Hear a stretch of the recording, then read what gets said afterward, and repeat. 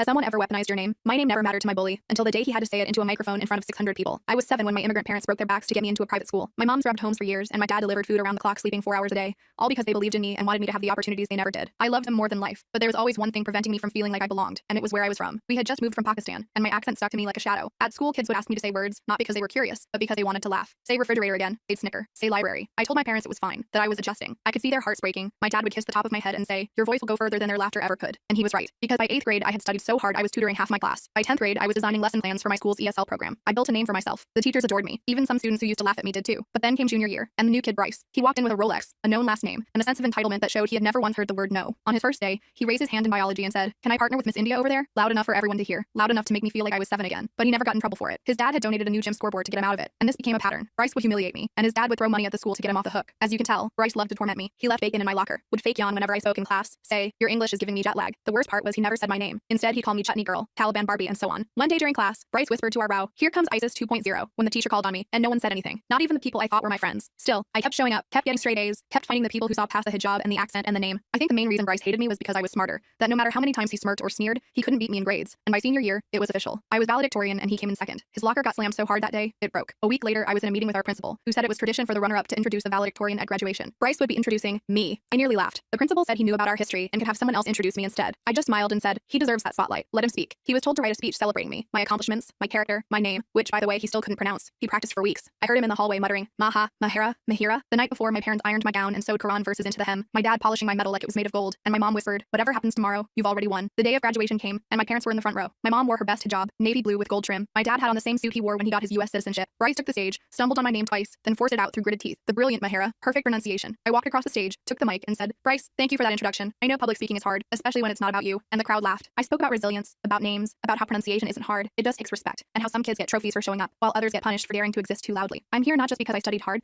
but because my parents believed in me more than the world doubted me. The applause was louder than I'd ever heard it, until Bryce rushed back to the mic and shouted, "I think everyone should know that Mahira was born here. She's not even from Pakistan. She just pretends to be with her fake accent. She lied about where she was born, and those lies will get her rejected from Ivy School." The gasp that followed hit me like a slap, like a betrayal, like every time someone tried to make me feel small. I saw my parents, my mother clutching her purse, my dad already moving to stand. But I took the mic back and said, "That isn't true. My parents and I immigrated here. I am proud of my culture and heritage, and it hasn't kept me from any school. In fact, I accepted a full ride at Columbia just last week." Thankfully, the crowd clapped and cheered as Bryce backed away. Later, I posted a photo, me in my cap and gown, holding my parents' hands, captioned, "Born in Karachi, raised in chaos, built for better." Everything was going amazing, until Bryce posted a video on his account that shifted my entire view of him. The full story showing what Bryce posted is on my channel and linked below.